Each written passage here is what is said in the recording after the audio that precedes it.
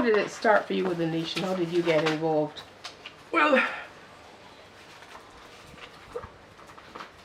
I was at the Advocate as a junior salesman, and I remember Stephen Bradford called me one day while I was coming down the stairs, because I was long stairs, and he told me, "Man, listen, we're looking for a salesperson for this new newspaper that we started, and you'll be interested."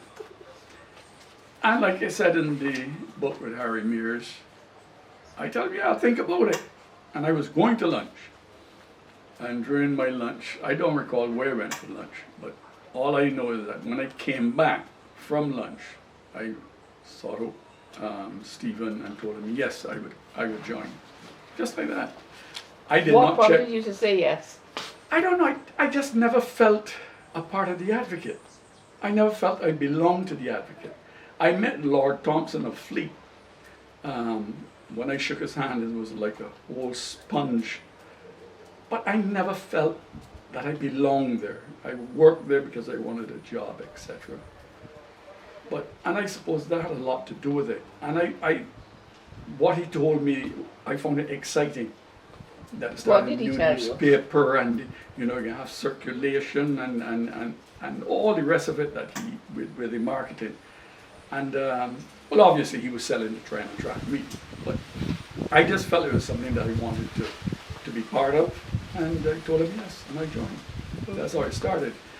I first met Harold, I think, when we were about to bless the building. It was a Saturday afternoon, St. Mary's Road, and that's when I first met Harold. Stephen told me, well, the salesman Wilfred is here. He said, well, bring him up, because we had a little upstairs thing.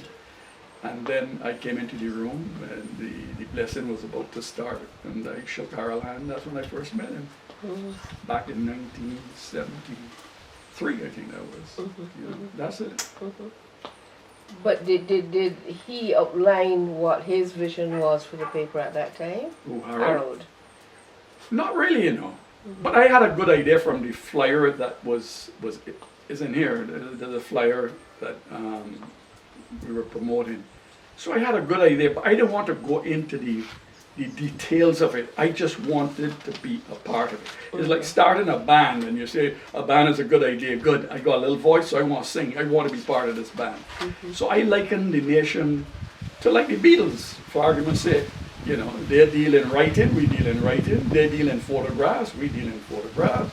They deal in creativity, we deal in creativity. So back in those days, I was young, full of energy, exciting, and wanted something more challenging. And I can't tell you that I gave it a lot of thought. I was married. My wife was about 18, Cheryl. I was about 21 and a half. And I just said yes. That's it. A lot of people told me I was crazy, I was mad, I was a lunatic. In the book, you would see my former boss, Jackie Jackman. Sorry, late Jackie Jackman. He was the advertising manager of the Advocate. And he called me in his office when I told him I was resigning, joining this rebel movement. And he put me to sit down in front of him, and he gave me a tongue lashing. Gercine, I'm not kidding you, a tongue lashing for nearly 45 minutes. And it's in the book. And he said that I was silly, I was foolish, a young man like me with a young wife could make a decision like that. And you know it is with black people and all the rest of it. And I listened respectfully. I didn't interrupt him in his presentation, etc., because I knew that he meant it fatherly like and with good intentions. But my mind was made up.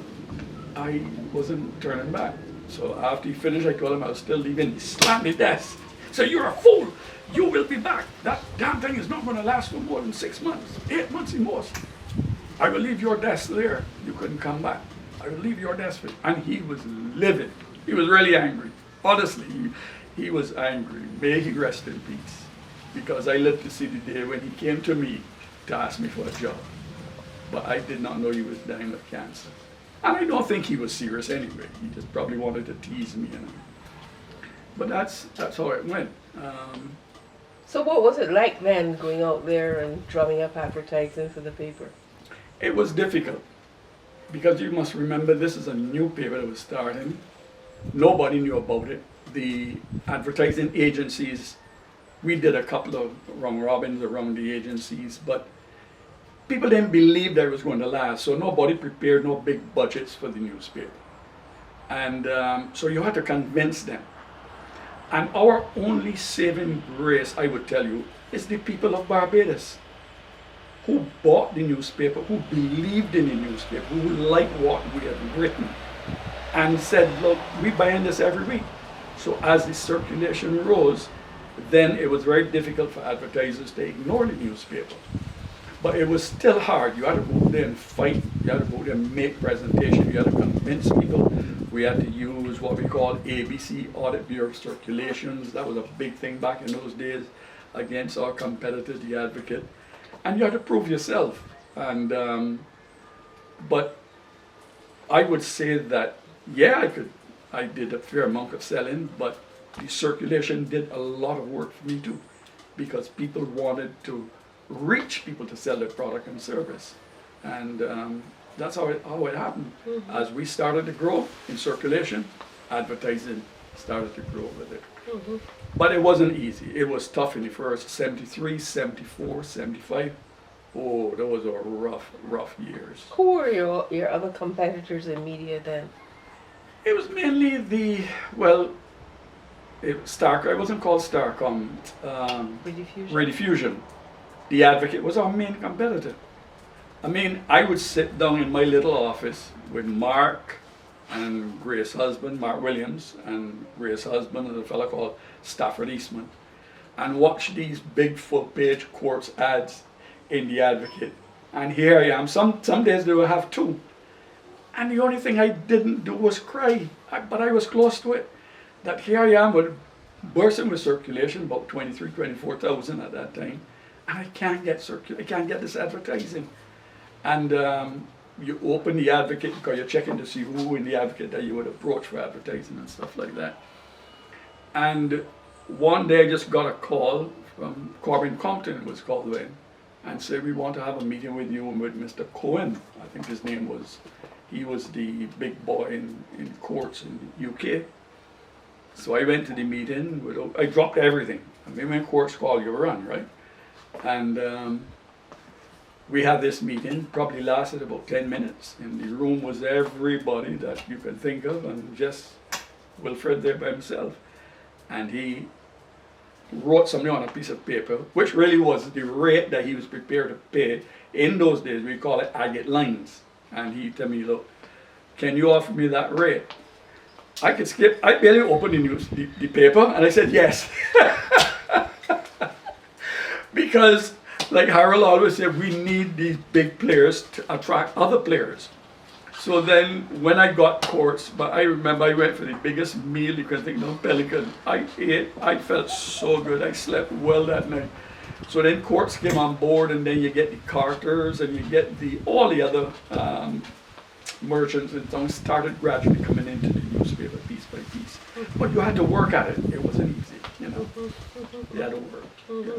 But you say you had a big circulation even then, when you got that first court set.